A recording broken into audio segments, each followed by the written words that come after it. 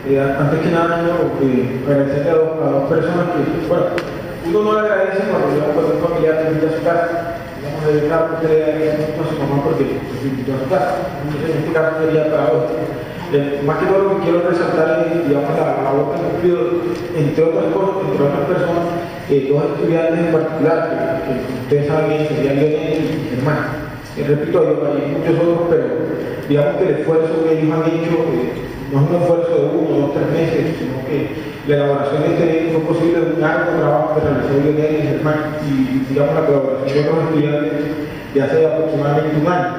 Entonces, para ellos les doy un agradecimiento por la invitación, que es, digamos, un poco para ahora.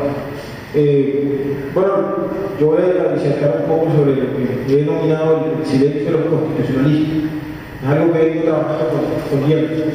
Lo primero es, digamos, hacer una diferenciación entre lo que sería constitucionalismo, constitución, constituyentes y derecho constitucional.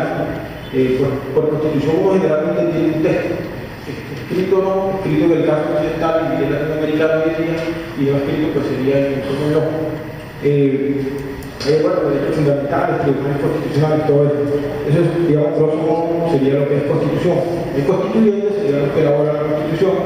El derecho constitucional sería la parte legal del constitucionalismo. Y constitucionalismo, a mi modo de ver, es un concepto evidentemente problemático. ¿Por qué? Pues porque trata la tensión, que por lo general es excluyente entre lo que sería democracia y constitución, y pues recientemente uno tendría que agregar otros conceptos. Empiezo entonces. La siguiente reflexión está centrada en mostrar el silencio constante del discurso constitucional frente a la relación existente entre algunos puntos entre lo que es modernidad y colonialidad. Sostendremos que dicho silencio no solamente obedece a un problema epistemológico, sino que responde al posicionamiento de relaciones de subalternización que se establecen dentro de la estructura misma del discurso constitucional. Digo que no solamente obedece a un problema epistemológico. Esta es una discusión que hemos tenido con el profesor Rodrigo Murillo, porque él decía, bueno, pues es que la función del derecho constitucional no es trabajar en las relaciones entre modernidad y colonialidad, sino más que todo hablar de poder constituyente, digamos, de soberanía, cuáles son los elementos o no de una constitución. En ese sentido, argumentaba que a nosotros los constitucionalistas no nos interesa esa relación, pero lo que trato de resaltar es que no solamente es un problema epistemológico, sino que dicho silencio va a fortalecer lo que sería peor, va a naturalizar ciertas relaciones de poder. Entonces, dicho silencio en el fondo refleja primero el reforzamiento de la estructura colonial del saber. El tema de la colonialidad ha sido abordado básicamente en tres esferas, que sería el ser, saber y poder. En este caso, por razón del tiempo, me voy a dirigir solo a una de ellas, que sería el saber. Entonces, repito, refleja el reforzamiento de la estructura colonial del saber y con ello, segundo, naturaliza las relaciones de subalternización de lo que serían las epistemes jurídicas locales. Como sabemos, la naturalización de las relaciones sociales, en este caso las relaciones jurídicas, son la expresión más potente de la eficacia del pensamiento moderno. Es decir, aquella noción de acuerdo a la cual las características de la sociedad llamada moderna son la expresión de tendencias espontáneas, naturales del desarrollo histórico de la sociedad. Es decir, la conformación del orden global actual simplemente obedece al sencillo devenir de la historia. En otras palabras, digámoslo así acelerado, es imposible no llegar a un neoliberalismo. Es decir, no obedece, como diría esto la clave, a articulaciones hegemónicas, ni tampoco obedecería, diríamos, con base menor a la relación entre modernidad y colonialidad. Simplemente sería el sencillo transcurrir de la historia. Bueno, digamos, voy a citar a Zizek, comillas. En las décadas de 1960 y 1970 se podían comprar postales eróticas de una chica en bikini o en camisón. Cuando se movía un poco la postal o se miraba desde una perspectiva ligeramente diferente, su ropa desaparecía como por arte de magia y mostraba el cuerpo desnudo de la chica, igual de las postales. Cierro comillas. Cuando nos bombardeé con amplios catálogos de derechos fundamentales, test de ponderación, tribunales constitucionales y en general con todo el instrumental moderno constitucional, también debemos mirar un poco la postal para echar un vistazo a la figura colonial de dicho discurso. Entonces, veamos a grosso modo qué sucede cuando llamamos esta postal. Quiero empezar con una reflexión propuesta por Michel Foucault, su clase del 17 de marzo de 1976, en el texto Defender la Sociedad. Foucault empieza por sostener que la lógica de la guerra de las razas no desaparece con la aparición del Estado moderno, sino que es integrado a este mediante dispositivos que él llama disciplinarios. Digamos, por lo general, cuando se inaugura la modernidad, inmediatamente se dejan atrás, obviamente, el colonialismo, y se dejan atrás, digamos, todo este tipo de relaciones de subalternización. Para ello, nos muestran cómo el derecho político y su concepto clásico de soberanía sufren una transformación fundamental. No sustituyen, sino que completan el viejo derecho de soberanía de la Edad Media, consistente en hacer morir o hacer vivir, por un poder exactamente inverso, consistente en hacer vivir o dejar morir. El soberano ya no opera mediante el castigo, es decir, ya no decide si perdona o castiga la vida.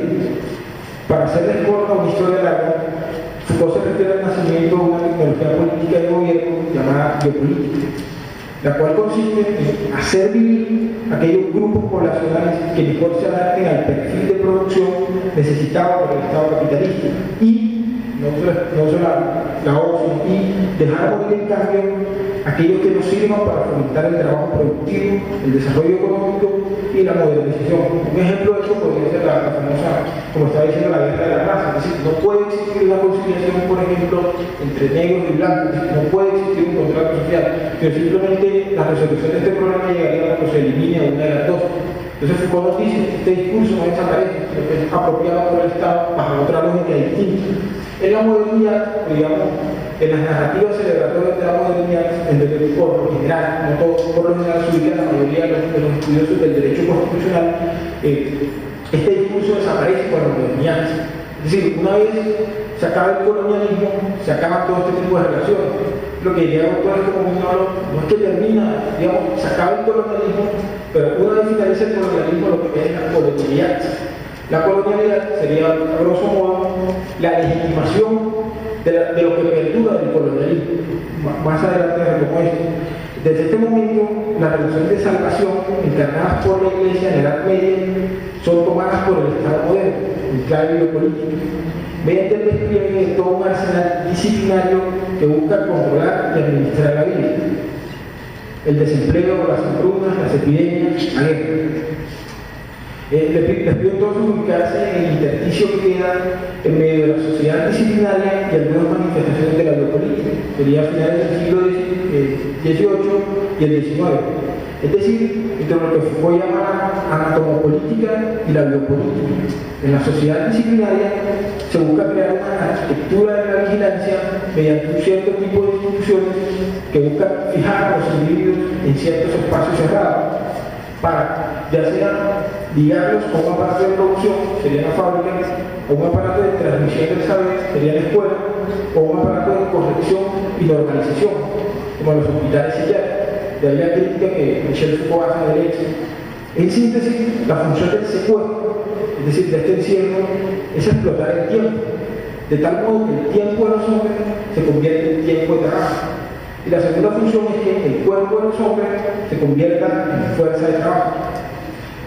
La pregunta que sale a flor es: ¿qué diablos tiene que ver esto con el discurso constitucional y qué puede importarle a un abogado? Quisiera ilustrar este punto respondiendo a la pregunta: ¿cuál es el rol disciplinario de las constituciones en el siglo XIX en Latinoamérica? ¿Cómo contribuyeron a forjar el fenómeno que filósofos colombianos y Tiago Castro Gómez llaman la invención del hombre? Al hablar de invención, no nos referimos solamente a un cierto grupo de personas que se representan mentalmente a otros. Digamos, ¿cómo los imagino yo a ustedes? Sino que apuntamos más bien hacia los dispositivos de saber poder a partir de los cuales esas representaciones son construidas, es decir, digámoslo así, no la forma en que nos representa ustedes, sino que hizo posible dicha representación. La profesora venezolana Beatriz González Estefan ha mostrado cómo el orden colonial en el siglo XIX, de la mano de constituciones, manuales de urbanidad, gramáticas de la lengua, en su intento de fundación del Estado-Nación, estatúe un orden cuya legitimidad descansa en la escritura. Es decir, un poder legalizador y normativizador de prácticas y juegos cuya identidad queda circunscrita al espacio escriturado. En ese sentido, la función jurídico-política de las constituciones apunta a la invención de la ciudadanía, la transformación de elementos bárbaros e indisciplinados, digamos, con los cuales generalmente se identifica o se identificaba en Latinoamérica, en especial de clases subalternas y campesinas que se resistían a esos procesos propiciados por la centralización política y cultural y por la acelerada homogeneización de las diferencias. La escritura, entonces, es un dispositivo privilegiado, no el único, de las prácticas civilizatorias con miras a la unificación de la barbarie. Surge de esta forma el intento de crear perfiles de subjetividad estatalmente coordinados mediante las disciplinas. Escribir, concluye González Estefan, al menos durante la primera mitad del siglo XIX, respondía a la necesidad de ordenar e instaurar la lógica de la civilización. Este fenómeno, según Santiago Castro Gómez, conlleva lo que el autor denomina la involución del hombre. Entonces, los manuales, y el de Carreño en particular, por ejemplo, constituyen la construcción discursiva de un ciudadano con elegancia y etiqueta, burgués, moderno y urbano, alejado de aquellos hábitos viciosos. Carreño, como bien plantea González Estefan, diseña el sujeto adecuado para la deseada Caracas. Así también el ciudadano de Buenos Aires, Santiago, Lima, Bogotá, México. Es el habitante imaginado por los letrados de la modernización. Castro Gómez, retomando a Michel Foucault, ha intentado mostrar cómo su proyecto de la modernidad y su idea de la invención de la ciudadanía son un perfecto ejemplo de cómo las tecnologías pedagógicas y prácticas disciplinarias contribuyen al moldeamiento de sujetos epistemológicos, los cuales sirven como modelo a contraluz para la construcción de una identidad que pudiera medirse y afirmarse como imaginario de la civilización. Es decir, Castro Gómez sostiene más o menos lo siguiente: el sujeto moderno en la Latinoamérica de esta época, digámoslo así, no se va a autodefinir, es decir, no crea su identidad preguntándose qué es ser moderno, cómo llegó a ser moderno, sino que define su identidad contra de lo que no es moderno. En pocas palabras, soy moderno en la medida que me distancie en la mayor medida posible de lo no moderno. En este caso sería el bárbaro, el mestizaje, el híbrido, digamos, Latinoamérica. La construcción del imaginario de la civilización exigía necesariamente la producción de la contraparte, que sería el imaginario de la barbarie. Las ciencias sociales, entonces, y sus tecnologías de subjetivación legitiman tanto la exclusión como el disciplinamiento de aquellas personas que no encuadran dentro de los perfiles de subjetividad que necesitaba el Estado para implementar sus políticas de modernización. Tanto la Constitución, los prolíficos manuales de urbanidad como las conocidas gramáticas de la lengua contribuyen a forjar a los ciudadanos de Latinoamérica en el siglo XIX. En este sentido, la ciudadanía se convierte en un estrecho embudo social por el que solo atraviesan aquellas personas cuyo perfil se ajuste a las exigencias requeridas por el nuevo tipo de sujeto, el denominado Homo economicus, por el proyecto moderno, es decir, masculino, blanco, varón, católico, casado, letrado, propietario, conversante y heterosexual. Dice Castro que nunca se pensó crear un manual para negros, para indios, para gauchos, para subalternos. Sí se pensó en uno para blanco. La Constitución define, como se puede observar, un cierto tipo de subjetividad. Este establece todo un escenario normativo que identifica al buen ciudadano como parte de la civil. Ese nosotros, al que hace referencia en manuales, entonces, repito, el burgués, el mismo al que se dirigen las constituciones republicanas, el que sabe cómo hablar, comer, utilizar los cubiertos, llenarse las narices, tratar a los sirvientes y conducirse en sociedad. Finalmente, para garantizar una adecuada implementación de las leyes y facilitar las transacciones comerciales del proyecto civilizatorio, se hizo necesaria la utilización de gramáticas de la lengua castellana. Voy a tratar de recordar un poco. En síntesis, la sociedad disciplinaria del siglo XIX de Latinoamérica utilizó la escritura para moldear sujetos y construir ciudadanos. El aplastamiento cultural, el genocidio epistémico y los sistemáticos procesos de exclusión son apenas algunos de los síntomas de la implementación de la modernidad en la región.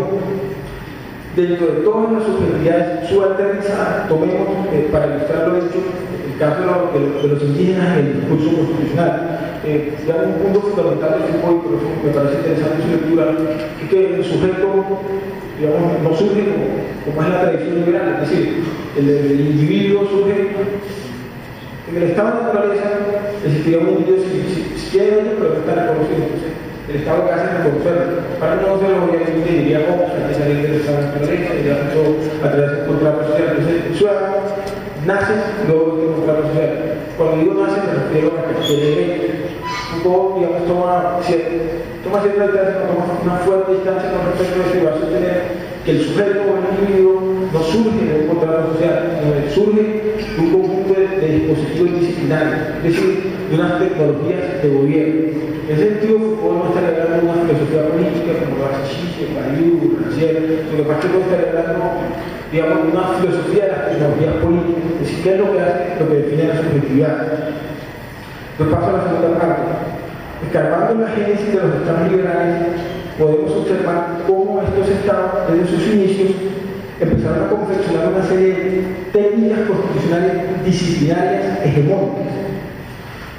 Entiendo por instrumentos hegemónicos las instituciones desarrolladas en Europa a partir del siglo XVIII por la teoría política liberal, con vistas a garantizar la legitimidad y gobernabilidad del Estado de derecho moderno en las sociedades capitalistas apenas emergentes.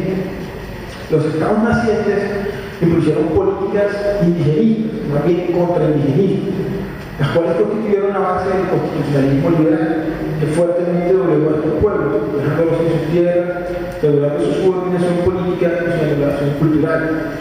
Las constituciones sirvieron como fundamento legal organizacional para articular esas prácticas sociales desiguales, en las que el indígena era considerado literalmente por las mismas constituciones como vago, como salvaje.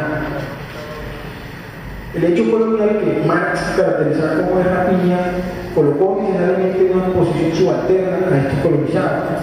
Sus desventajas se hicieron evidentes en distintos espacios, en la tierra, en su supuesta inferioridad cultural, las tutelas y las interdicciones a las que eran frecuentemente sometidos.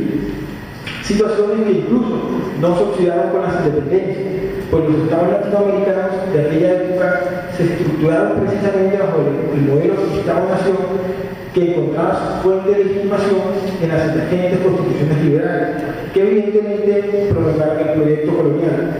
El profesor Valencia de Carlos de Batalla nos dice que ubiquémonos en lo que sería la Colombia independentista, un poquito después. Entonces dice que no había opciones en esa época, lo que había era una escogencia forzada. Todo el ambiente que, digamos, dentro de lo que sería el discurso constitucional que rodeaba los pensadores de esa época estaba necesariamente influenciado por los acontecimientos recientes de Filadelfia y de París. Es decir, necesariamente teníamos que adoptar una constitución liberal, necesariamente necesitábamos una fábrica tecnológica del norte, sea europea o sea norteamericana. Posteriormente, por eso nos aprobamos con la emergencia del constitucionalismo social, abanderado por la revolucionaria Constitución Mexicana de 1917, también se funciona la Constitución del ascenso del socialismo soviético y la Constitución de la República de Weimar de Alemania, va a integrarse al texto constitucional aquel proceso llamado la constitucionalización de los derechos sociales, proceso que permite un reconocimiento en parte amplio de distintos sujetos colectivos y una relativa ampliación de la ciudadanía. Este constitucionalismo busca, entre otras cosas, cito a la profesora Rancière Chirigoyen, integrar a los indígenas al Estado y al mercado, pero sin romper la identidad del Estado-Nación y el modelo del monopolio jurídico. Es decir, a pesar de ciertas reivindicaciones, aún seguía ejerciéndose lo que Castro Gómez llama la estructura triangular de la colonialidad en Latinoamérica. Hecho que se expresaba en las déspotas estructuras de poder, los excluyentes medios del saber y la concepción necesariamente intramoderna del ser. Además, no solamente arrastraba esta estructura fuertes y pesadas herencias coloniales, sino que se contribuía al reforzamiento cultural, económico y político de Occidente y su hegemonía. Las bases del constitucionalismo latinoamericano, evidentemente liberal, ciertamente integracionista, van a ser apenas cuestionadas por la emergencia de lo que Chirigoyen llama el constitucionalismo pluralista. La profesora Chirigoyen sostiene que a este modelo solo asisten las constituciones de Bolivia y Ecuador, más no asiste la constitución colombiana. Entonces, digamos que ella básicamente lo que va a sostener es que existe una ruptura radical de estos modelos. Yo tomo distancia del debate que existe continuación o ruptura, digamos, que los procesos de Bolivia y Ecuador son necesariamente una continuación o una extensión del proyecto constitucional colombiano. Digamos, el profesor Roberto Guillán, el profesor Dalmau, en cierta manera están sugiriendo que se ve una continuación. Obviamente hay muchas diferencias, ellos lo pueden derribar y si hay alguien no hacer. pero, repito, está sugiriendo de cierta manera que existe, digamos, una continuación, sino una inspiración. Entonces, yo propongo el debate con ustedes, más que preguntar por este tipo de categorías, aunque ellos básicamente, ese no es su objeto de estudio, ellos tienen en mente otra cosa. Lo que hace la categoría de nuevo constitucionalismo latinoamericano, que me parece muy acercada a la definición que hace. Yo propongo dejar este debate más bien centrarse en cómo son cuestionadas las estructuras de poder dentro de uno y otro discurso. Me parece mucho más interesante. Giroy sostiene entonces que se gestan rupturas paradigmáticas, por decirlo de palabras de Noval Terminolo, existe un desprendimiento del paradigma de la modernidad eurocentrada, en el sentido que se intenta elaborar saberes a partir de prácticas subalternizadas. Estas entonces no son una pequeña parte quizás de lo que sería la otra cara de la modernidad encallada por los constitucionalistas, tanto en su versión moderna o incluso como los llamados neoconstitucionalistas. Aquí hay que mencionar un texto que me parece profundamente perverso, que es del profesor Pedro Salazar Ugarte, y otro texto mucho más perverso, que por lo general los jueces del mundo en Colombia, que sería el Teoría Impura del Derecho, de Diego López. En la cual le preguntas, toco algunos puntos si quieren. A esto es lo que hemos denominado entonces el silencio de los constitucionalistas, es decir, la incapacidad sorda y premeditada de la teoría constitucional, no solo de dar cuenta, sino incluso de esconder de manera satisfactoria la relación existente entre modernidad y colonialidad dentro del discurso constitucional. La versión neoconstitucional, pese a sus grandes avances, solo muestra la versión progresista y celebratoria de la modernidad. En esta, lo que podemos llamar, siguiendo a Costa Lucina, la modernidad jurídica, emerge apenas con las constituciones de finales del siglo XVIII y por tanto inaugura el pensamiento constitucional clásico. Digamos, esto es un caso imposible de escuchar en una clase de teoría constitucional en cualquier universidad mala o bueno, que más adelante, pero la modernidad jurídica emerge con las constituciones de finales del siglo XVIII que inaugura el pensamiento constitucional clásico, que más adelante, con el llamado constitucionalismo social y el neoconstitucionalismo, elaboraría lo que hemos denominado poco grado de inspiración y, digamos, bastante imprecisión lo que sería la razón constitucional occidental. Es decir, así como existe en términos generales un curso lineal de la historia, también existe un curso lineal, digamos, un final de la historia dentro del discurso constitucional. Por eso decía, constitución al final del siglo XVIII, obviamente, digamos, en entrar en el debate del grado de influencia que los griegos tuvieron en el diseño de estas constituciones, o que digamos, la Edad Media, que entrar en ese debate, que no lo tienen conociendo, digamos, finales del siglo XVIII nace el constitucionalismo. Antes había entonces una idea de constitución, pero no existía la constitución como tal. Ese, digamos, esto es obviamente muy discutible, pero eso sería en términos generales. Después iríamos al constitucionalismo social, después iríamos, estoy siendo bastante reduccionista, después iríamos a lo que se ha denominado a partir de la constitución de posguerra, lo que sería el neoconstitucionalismo. Ahí se acabó la historia. Ya Latinoamérica no puede hacer nada. Lo único que puede hacer Latinoamérica es tomar esos modelos y buscar la forma en que los implementen. Por eso dice López, digo, también por eso sostengo que es muy perverso. Este señor dice, no me interesa, es un ejemplo, no me interesa, digamos, discutir si la recepción, por ejemplo, que se hizo de que decir fue bueno o fue mal. Es decir, si Nieto Arteta, Rafael Carrillo, bueno, y todos estos clásicos que se reflexionó en Colombia, interpretaron bien o mal tesis. A mí no me interesa eso. Dice, lo que me interesa es ver cómo esa mala o buena interpretación, esa terminización, esa fundación, los términos que lo utilizan, ayudaron a conformar el reservorio de ideas que tenemos hoy sobre el derecho.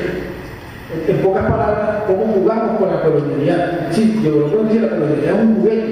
Entonces vamos a ver cómo somos creativos con la colonialidad. Entonces, repito, no me interesa ahondar en los conceptos de continuación y ruptura, sino más que todo en términos de estructuras del poder. Entonces, este modelo se escribe dentro de lo que Castro llama la IBIS del punto cero. Es una historia local, por lo general europea o norteamericana, que se autorrepresenta e impone como diseño global, válido para todo tiempo y lugar, y en esa imposición deslegitima o legitima subjetividades, formas de saber y organización política, y propende a la vez que producen subculturas de las cuales intenta ayudar, es decir, mantenerlas a la raya. Por ejemplo, cuando nosotros creamos una constitución o cuando diseñamos un mecanismo constitucional, cuando la Corte crea una sentencia, no simplemente está reconociendo derechos, también a la vez que dice quién tiene derecho, necesariamente tenemos que decir quién no tiene derecho. A la vez que decimos hay acceso a la justicia, estamos diciendo que muchos no tienen acceso a la justicia. Por eso entonces la idea, digamos, de Castro Gómez de decir que grosso modo el sujeto latinoamericano, lo moderno, no se autodefinió, sino se contradefinió, por eso se utiliza la expresión a contraluz de lo que sería lo moderno.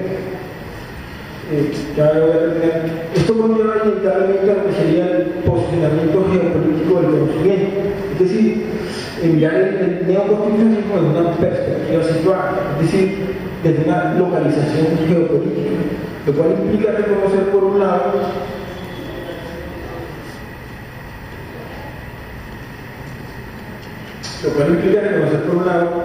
que la obra de constitucionalización de derechos choca con la desigualdad social endémica producida por el capitalismo globalizado y sus impactos, y que el hecho de estar ante la presencia de una realidad postcolonial que divide la realidad social, la clasifica de acuerdo a la raza de sus productos, el sexo de sus productos, el sexo de sus productos. Por el otro, implica reconocer la enorme dificultad de aplicación de dicho modelo a un contexto como el anterior. Y deja incluso, esto lo tomo del profesor Alejandro Medici, y deja incluso abierta la sospecha de si la teoría constitucional fue otro camino más para incorporar la colonialidad del poder. Digamos, pues no lo digo solamente a la ubicación, sino a la perspectiva. Usted puede estar en el norte, pero pensando políticamente desde el sur. Por ejemplo, Foucault, y usted puede estar en el sur, pero pensando políticamente desde el norte. Por ejemplo, usted está en el sur, piensa como lo que quiere externar. O usted está en el sur y piensa como el Congreso. Entonces, digamos, grosso modo que usted está en el sur y está pensando como el norte. Entonces, no solamente de posición geográfica, sino de posición geopolítica. El profesor Ricardo da un ejemplo que lo olvidé en este momento. Bueno, esto lleva en última instancia, ya creo que ya tengo a lo que yo he denominado el contraconstitucionalismo latinoamericano. No es insurgencia, no es revolución ni nada de eso. Simplemente es una especie de asfixia teórica, es decir, sentimos la necesidad de verbalizar lo que tenemos en la cabeza. Más o menos sería como en la cama, digamos, llevar lo real a lo simbólico. Sería más o menos el trauma, por ejemplo, el dolor. Digamos, el dolor de la madre que perdió el hijo, cómo lo ponemos en palabras, o como cuando terminas con una persona, cómo ponemos eso en palabras. Así, esto es una barbaridad. Digamos, el psicoanálisis lo que hace es tomar ese real y simbolizarlo, darle una explicación. Entonces, repito, es muy acelerado el uso. Bueno, un modelo opuesto al mencionado sería lo que hemos llamado el contraconstitucionalismo latinoamericano. La tesis central sería que muchos de los problemas para la comprensión de la emergencia del momento político que vive Latinoamérica, nos centramos por ejemplo en Bolivia y Ecuador, pertenecen a campos de discusividad que son externos al neoconstitucionalismo y no pueden conceptualizarse, por tanto, en términos de su aparato discursivo. Ya también, digamos que el pensamiento colonial no puede interpretarlo como una especie de populismo indigenista, o digamos, el enfrentamiento con la modernidad no supone dejar atrás toda la tradición moderna, Marx, Nietzsche, Freud, los famosos pensamientos fechos. Por supuesto que no, toda esa gente tiene muchas cosas que decirnos y le da por supuesto en hablar lo que no le llamamos un diálogo crítico solidario, por ejemplo, en el caso que me interesa a mí, con la izquierda, con los chicos malos del occidente, ¿no? Entonces pienso que el concepto de transmodernidad reduce la punta precisamente a eso. No es apartarse de la modernidad, no es despreciar la modernidad, hay muchas cosas por decirlo y ahora sí que perdón. En ese sentido, rescato una especie de marco teórico en Latinoamérica fundamental que creo que deberíamos tener Ramiro Ávila, María en Ecuador, Raquel Quiroy en Perú, Alejandro Medici en Argentina, el profesor Roberto, el profesor Rubén, bueno, está en España, pero me ha preocupado bastante por Latinoamérica. Entonces pienso que este es un marco teórico que yo creo que nunca va a llegar a la costa, por lo menos en la universidad donde yo salí nunca va a llegar. Espero que digamos, Bogotá llegue. Muchas gracias.